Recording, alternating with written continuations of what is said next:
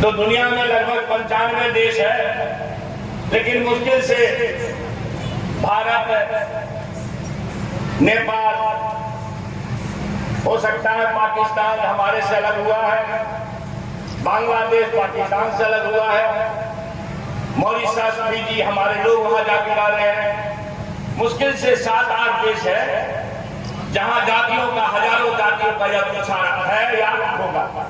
मुझे यह जानकारी इसलिए देना है कि दुनिया में जब 195 देश है, मुश्किल से 7-8 देश में इन जातियों का प्रादुर्भाव है, इसका मतलब यह जाति व्यवस्था ईश्वरीय नहीं है। जो जातियों की गिनती हमारे आपके बीच होती है, इसका न खाओ, उसका न पियो, उसका न छुओ, उसके साथ न बैठो, फलाना यादव जी तो फलाना तिवारी जी तो फलाना वर्मा साहब तो फरमा पासवान साहब तो फरमा रैदास साहब, फलाना का न छुओ, चिराना का न छुओ। तो ये जातियों का जो गुच्छा है, जो नाम हम लोग जानते हैं, ये 7-8 देश के सिवा किसी देश में इन जाति को लोग नाम भी नहीं जानता। इसका मतलब यह ईश्वरीय नहीं है, और जो ईश्वरीय नहीं है उसके खूंटे में बंद कर रहना यह इंसानियत नहीं है।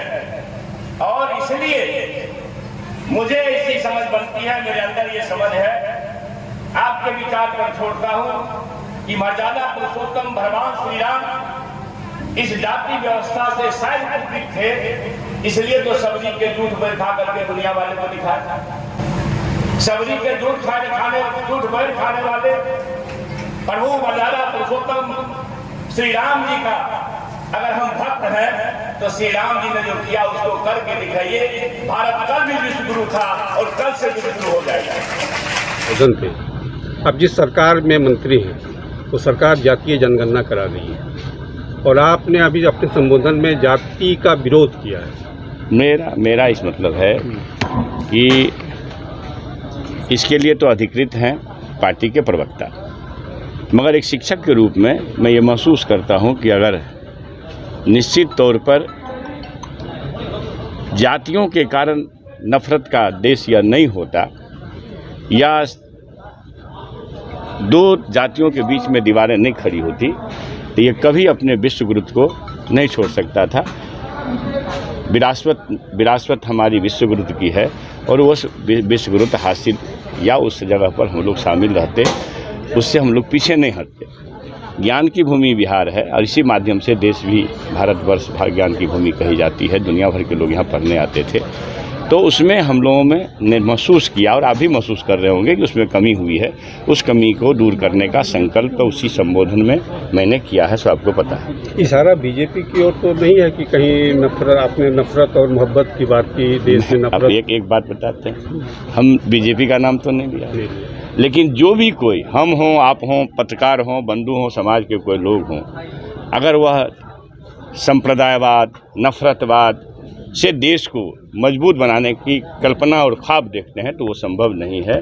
देश जब भी ताकतवर होगा तो निश्चित रूप से मोहब्बत से, समाजवाद और सामाजिक न्याय से, जिसकी ज़रूरत है देश को। तो आपकी नज़रों में क्या जाति व्यवस्था को खत्म कर देना चाहिए? नहीं, मेरी नज़र में ये है कि जातीय विसंगति के कारण जो नफरतवाद है, उसको जो ख़त्म करने के आयाम होने चाहिए, वो ज़रूर उससे मुकम्मल रूप से हमारे यहाँ सरजमीन पर उतरनी चाहिए। लेकिन जातीय जनगणना हो रही है तो आपने कभी इसका विरोध नहीं किया? नहीं, अब तो लगातार दूसरी बात कर रहे हैं। मैंने कहा कि इन चीज़ों का जवाब देने के लिए हमारे पार्टी और महागठबंधन के प्रवक्ता अधिकृत हैं, लेकिन आपने जो सवाल किया है, मैंने संबोधन में यह भी कहा कि साहब, एक देश है अमेरिका, कोलंबिया विश्वविद्यालय, जहां हमारे भारत भूमि के जाति व्यवस्था के सबसे कमज़ोर तबका में पैदा होने वाले डॉक्टर बाबा साहब भीमराव अंबेडकर पैदा हुए।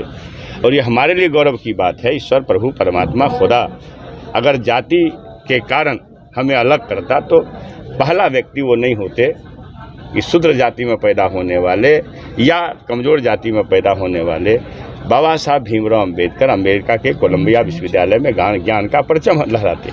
और यह भी आपको मैंने बताया, धन्य सवाल को फिर आप कर रहे हैं कि साहब, न सिर्फ कोलंबिया बल्कि अर्थशास्त्र के जो सबसे बड़े सेंटर तब भी था और आज भी है, लंदन स्कूल ऑफ इकोनॉमिक्स में पढ़ने वाले पहले व्यक्ति थे।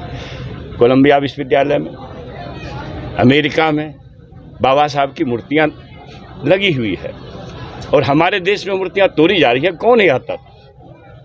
प्रभु श्री राम जी सबरी के जूठ बैर खा सकते हैं, भगवान श्री कृष्ण जी सुप्पत भगत डोम के यहाँ खा सकते हैं। तो भाई सुप्पत भगत और सबरी का बेटा आज भी मंदिर में प्रवेश करता है, तो मांझी साहब का हाल देख लीजिए। राष्ट्रपति तब के राष्ट्रपति जो थे रामनाथ कोविंद साहब, उसकी स्थिति देख लीजिए। तो इस चीज़ को दूर करने के लिए जो बाबा साहब अम्बेडकर की कल्पना है, जाति व्यवस्था का विनाश, उस कल्पना से देश चलेगा तो कोई रास्ता नहीं। क्या लगता है 2024 में ये आपकी परिकल्पना सच साबित हो जाएगी? मैं तो देख रहा हूँ, आप भी देख रहे होंगे कि देश नफरतवाद और संप्रदायवाद से उब गया है। नफरत भागेगा, सामाजिक न्याय, समाजवाद और मोहब्बत आएगा।